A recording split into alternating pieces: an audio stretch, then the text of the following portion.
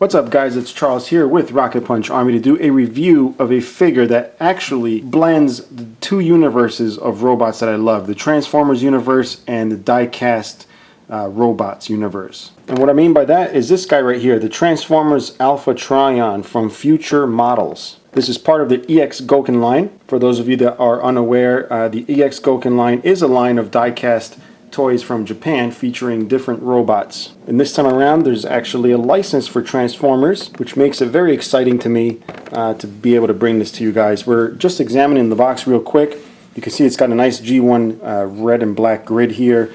Nice Autobot logo. The back shows the figure here posed on the included stand. And the box does feature a nice slip case which you can just remove to fully showcase the figure here through the window. And it is kind of cool they put this window here for those of you guys that don't open their stuff but want to take a look at it. But I'm not here to look at it through a window, guys. I'm here to open it up. So let's take a look real quick all the way around. Nice Autobot Decepticon logo with the EX Gokin logo here from Fewture Models. And that's pretty much it. So let's go ahead, open this up.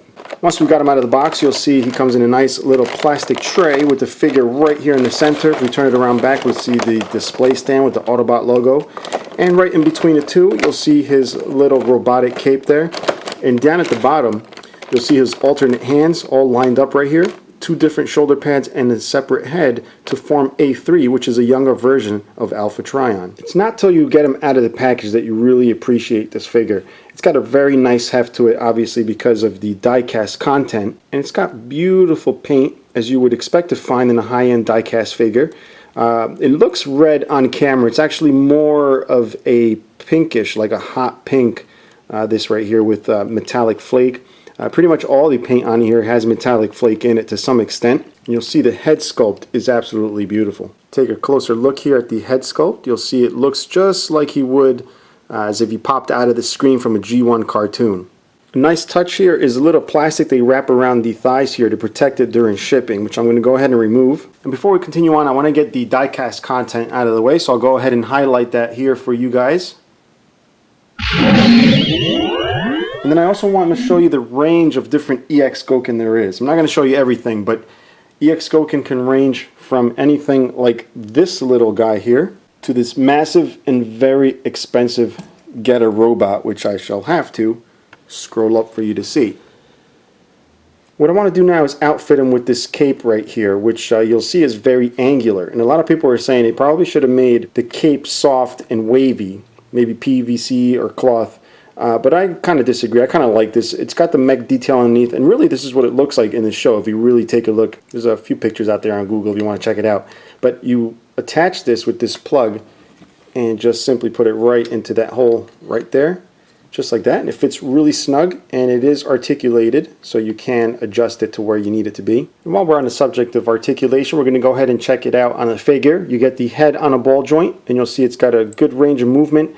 Also, the beard here is articulated for him to be able to look down without flexing this. But it is a weird choice to have used hard plastic that's on a pivot instead of using PVC. But I guess in the end this is better. But definitely be wary that this is hard plastic. You don't want to overstress it. If we move to the shoulders, you get this that moves here. And one more thing about the shoulders, you can actually extend them out this way, which gives you a lot more freedom with the arms to swing out.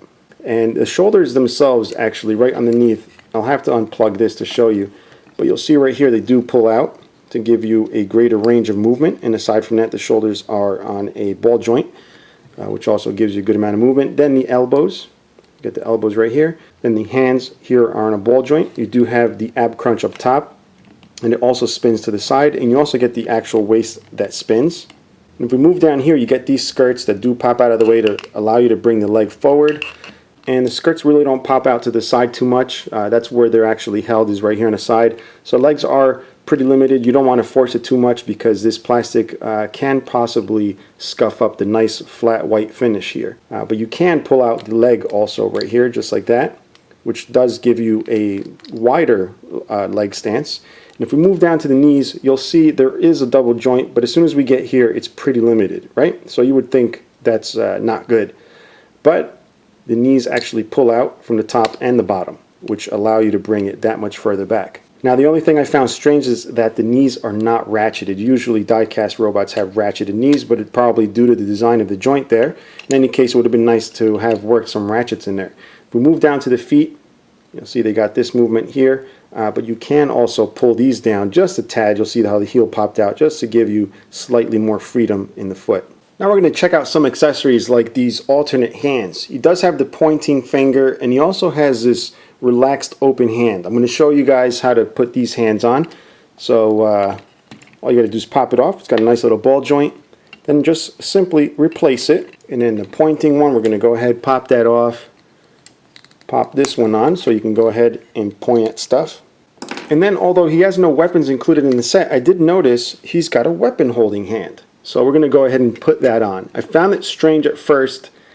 Then I looked at the size of the hand there, and it looks like you can fit the 5mm plug weapons, which is completely awesome. So this is the one I have laying around, guys. Sorry I don't have anything better, and I do have this one here. So you can definitely see this was made to work with Transformers weapons.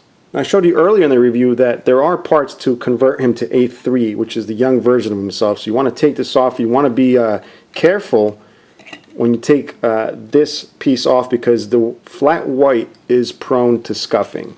And that's on any figure. Any flat paint is usually prone to scuffing. So just be careful. Pop that out. And next you want to pull off the head very carefully. There is a lot of spiky things going on with the head. You don't want to bend anything.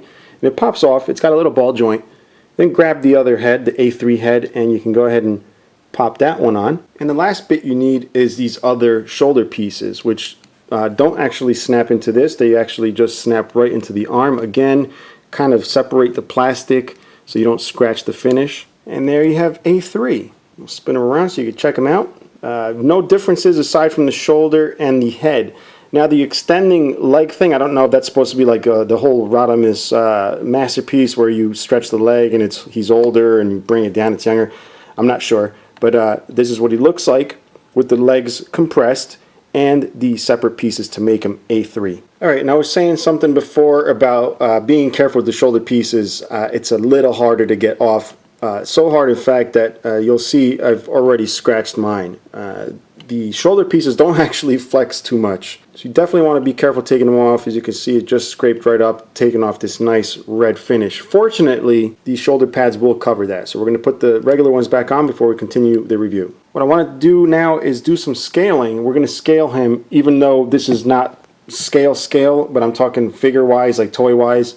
It does scale nicely with other die-cast figures, such as this Eniger Z, but I'm sure you guys want to see what he scales like with Transformers. So I got a nice Voyager Prime here from the Evolution 2-pack with the chrome, so you'll see how he scales with him.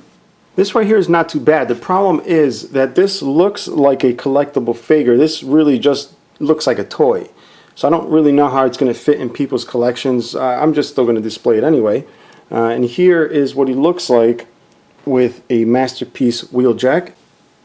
It does look a little better with the Masterpiece Wheeljack because the Masterpieces are a step above regular Transformers, but I almost feel like he just fits a lot better with my other robots that are like this. They almost feel like they should be in the same shelf, even though they're nowhere near from the same type of collecting universe, but in the end, it's still Alpha Trion from the Transformers universe. And speaking of Transformers, why don't we move ahead and do the transformation? So, oh wait, doesn't transform. Yep, non-transformable transformer, which is why this is able to be made by a company that's not Hasbro or Takara. But in any case, guys, it is a great figure. I love it. I love the finish.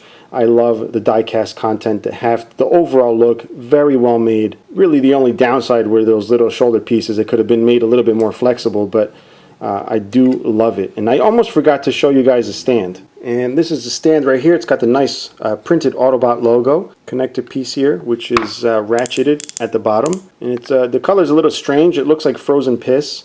But yeah, I guess let's see what it looks like with the figure. We'll just pop this right here. Now on the back of Alpha Trion, there should be a little hole to plug this in. It's usually in the butt or the crotch. In this case, it's right back here. And of course, it does require girl nails. Or in my case, an X-Acto knife. You'll see it's a little tiny piece. You don't want to lose that. Be careful with that, guys. just plug it right back here, which basically allows you to pose them any way you want. I got this slight running pose going on right here, but you can do a flight pose. I do suggest tightening the bottom here with a screwdriver to get the ratchets tight. I'm unable to do that at the moment, which is why this is the best pose I can get, guys. But I think this at least gives you an idea of what to expect with this set. If you have any questions or comments, leave them below. If you want to pick one of these guys up, there's a link below. If you're enjoying the videos, please subscribe right here. Until next time, guys, bye-bye.